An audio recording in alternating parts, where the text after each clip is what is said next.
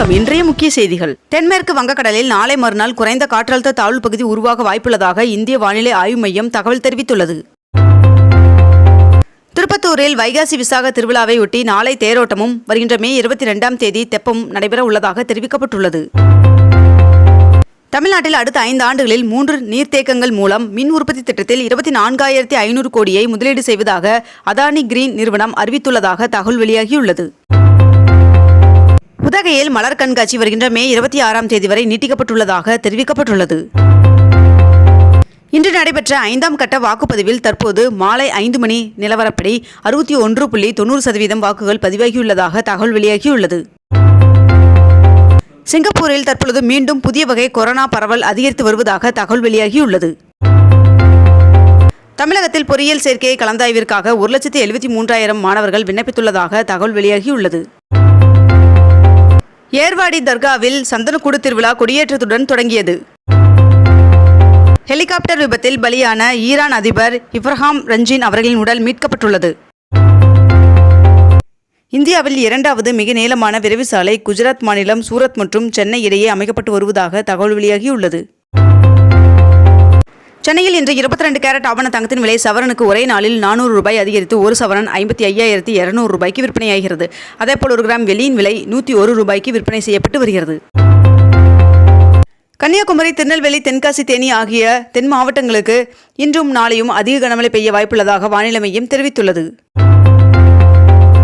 மேற்கு தொடர்ச்சி மலைப்பகுதிகளில் தொடர் மழை பெய்து வருவதன் காரணமாக சதுரகிரி மலைக்கு சுவாமி தரிசனம் செய்வதற்கான அனுமதி ரத்து செய்யப்படுவதாக வனத்துறையினர் அறிவித்துள்ளனர்.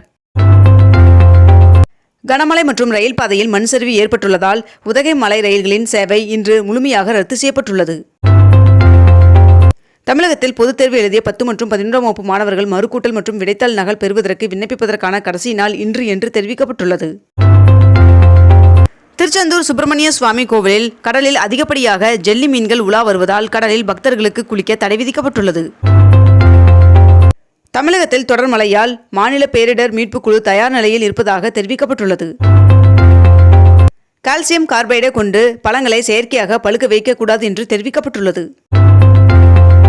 கேரளாவில் அதிக மழைக்கு வாய்ப்புள்ளதால் இடுக்கி, கோட்டயம், பத்தனம்திட்டா ஆகிய மாவட்டங்களுக்கு வானிலை ஆய்வு மையம் ரெட் அலர்ட் எச்சரிக்கை விடுத்துள்ளது. குற்றால அருவிகளில் முன்கூட்டியே எச்சரிக்கும் சென்சார் வைக்க முடிவு செய்யப்பட்டுள்ளது.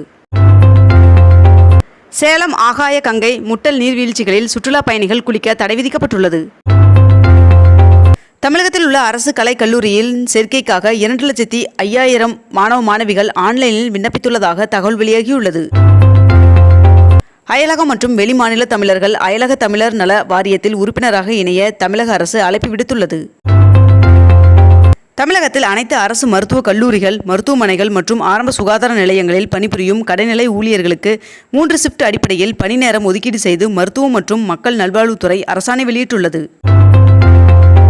மகாத்மா காந்தி தேசிய ஊரக வேலை உறுதி திட்டத்தின் பணியாளர்களின் தினசரி ஊதியத்தை 319 ரூபாயாக உயர்த்தி தமிழ்நாடு அரசு அரசாணை வெளியிட்டுள்ளது. வருகின்ற மே 22ஆம் தேதி புதன்கிழமை வைகாசி விசாகத்தை ஒட்டி திருநெல்வேலி, திருச்செந்தூர் இடையே சிறப்பு ரயில்கள் இயக்கப்படும் என்று தெற்கு ரயில்வே அறிவித்துள்ளது. இந்தியாவில் 2024ஆம் ஆண்டிற்கான மக்களவைத் தேர்தலானது நடைபெற்று வரும் நிலையில் இதுவரை 8,839 கோடி ரூபாய் பறிமுதல் செய்யப்பட்டுள்ளதாக இந்திய தேர்தல் ஆணையம் தெரிவித்துள்ளது. இத்துடன் இன்றைய தலைப்புச் செய்திகள் நிறைவடைகின்றன. மேலும் இதுபோன்ற அண்மை தகவல்களை உடனுக்குடன் தெரிந்து கொள்ள அக்னிபூ சேனலை சப்ஸ்கிரைப் செய்து கொண்டு தொடர்ந்து இணைந்திருங்கள். நன்றி, வணக்கம்.